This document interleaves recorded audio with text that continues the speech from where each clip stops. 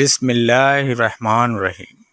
میری شادی جب حماد سے ہوئی تو مجھے یوں لگا جیسے میری قسمت کا ستارہ چمک اٹھا ہے۔ حماد کے والد یعنی میرے سسر شہر کے بہت بڑے ٹیکسٹائل بزنس مین تھے اور دولت کی کوئی کمی نہ تھی، اور زندگی کی ہر آسائش میرے قدموں میں ٹھہری تھی۔ حماد اپنے ماں باپ کے اکلوتے بیٹے تھے، اور میں اپنے نصیب پر ناز کرتی تھکتی نہیں تھی کہ مجھے اتنا امیر اور پیار کرنے والا گھرانہ ملا۔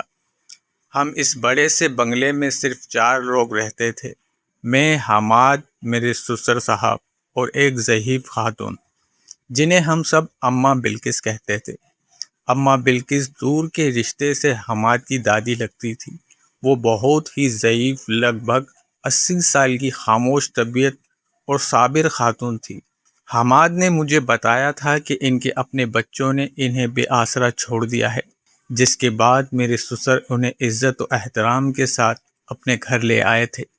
لیکن پتہ نہیں کیوں مجھے اماں بلقیس کا اس گھر میں ہونا ایک آنکھ نہ بہاتا تھا، اور مجھے لگتا تھا کہ میرے اتنے شاندار اور ماڈرن لائف اسٹائل والے ماحول میں وہ ایک بدنما داغ کی طرح ہیں۔ مجھے ان کے کمرے سے آنے والی پرانے کپڑوں کی مہک، ان کا آہستہ آہستہ چلنا اور ہر وقت تسبیح پڑھنا زہر لگتا تھا۔ میں اکثر حماد سے دبے لفظوں میں شکایت کرتی کہ حماد، ان کا اس گھر میں کیا کام ہے، کسی اولڈ ایج ہوم میں بھیج دیں، لیکن حماد ہمیشہ ٹال دیتے۔ وہ کہتے کہ سارا یہ میرے ابا کا فیصلہ ہے، اور سچی بات تو یہ ہے کہ ابا کا ماننا ہے کہ ہمارے گھر میں یہ جو برکت اور دولت کی ریل پیل ہے، یہ سب اماں بلقیس کی دعاؤں اور ان کی موجودگی کی وجہ سے ہے۔ ابا انہیں کبھی خود سے دور نہیں کریں گے۔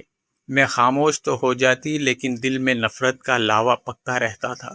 پھر ایک دن اچانک میرے سسر کو دل کا دورہ پڑا اور وہ اس دنیا سے رخصت ہو گئے۔ اس اچانک صدمے نے جہاں سب کو ہلا کر رکھ دیا، وہیں میرے اندر کے لالچ کو بیدار کر دیا۔ اب حماد اس ساری جائیداد اور بزنس کے اکلوتے وارث بن چکے تھے، اور میں اس وسیع سلطنت کی اکلوتی مالکن بن گئی تھی۔ میرے تو جیسے پاؤں ہی زمین پر نہیں ٹکتے تھے۔ سسر کے انتقال کے ابھی کچھ ہی دن گزرے سے کہ میں نے اماں بلقیس کو گھر سے نکالنے کے لیے حماد کے کان بھرنا شروع کر دیے۔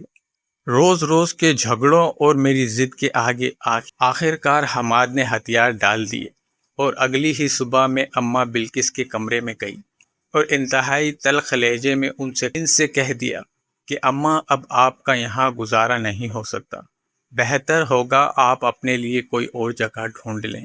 اماں نے میری بات سنی اور ان کی بوڑھی آنکھوں سے خاموش آنسو بہہ نکلے، اور انہوں نے مجھ سے کوئی گلہ نہیں کیا اور نہ ہی کوئی شکایت کی۔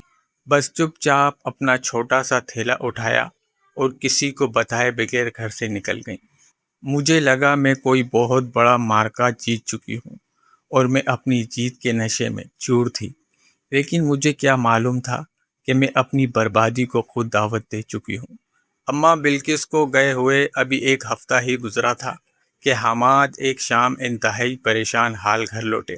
پوچھنے پر معلوم ہوا کہ سسر صاحب پر بینکوں کا کروڑوں روپے کا قرضہ تھا، اور مارکیٹ کے حالات خراب ہونے کی وجہ سے بزنس شدید خسارے کا شکار ہو چکا تھا۔ شروع میں مجھے لگا کہ بزنس میں اتار چڑھاؤ تو آتے ہی رہتے ہیں، سب ٹھیک ہو جائے گا، لیکن حالات تیزی سے بگڑتے چلے گئے۔ قرضہ اتارنے کے لیے ہمیں اپنی بڑی فیکٹری بیچنی پڑی۔ اس سے بھی بات نہ بنی تو دوسری فیکٹری بھی ہاتھ سے نکل گئی۔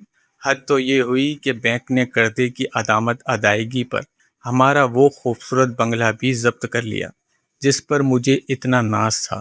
صرف چند مہینوں کے اندر ہم اس عالی شان محل سے نکال کر ایک چھوٹے سے کرائے کے مکان میں منتقل ہونے پر مجبور ہو گئے۔ حماد نے بچی کچی رقم سے ایک چھوٹا سا کاروبار شروع کیا تاکہ روزی روٹی چل سکے، اور میری تمام شاہانہ عادت اور غرور مٹی میں مل چکا تھا۔ ایک دن اسی چھوٹے سے کرائے کے گھر کے باورچی خانے میں کام کرتے ہوئے میری آنکھوں سے بے اختیار آنسو نکل آئے، اور مجھے شدید احساس جرم نے گھیر لیا۔ مجھے اپنے سسر کی کہی ہوئی بات یاد آئی کہ اس گھر کی برکت اماں بلقیس کے دم سے ہے۔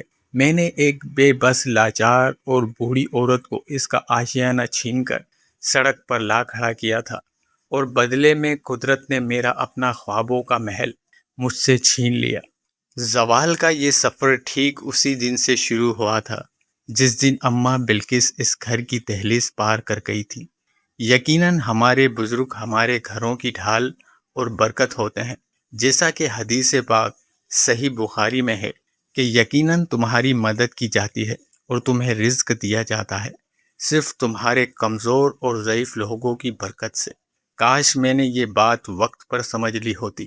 اگر آپ کو ہماری کہانی پسند آئی ہو اور اس سے کوئی سبق ملا ہو تو ویڈیو کو لائک اور شیئر ضرور کریے، اور مزید ایسی سبق آموز ویڈیو دیکھنے کے لیے ہمارے چینل کو سبسکرائب کرنا نہ بھولیے۔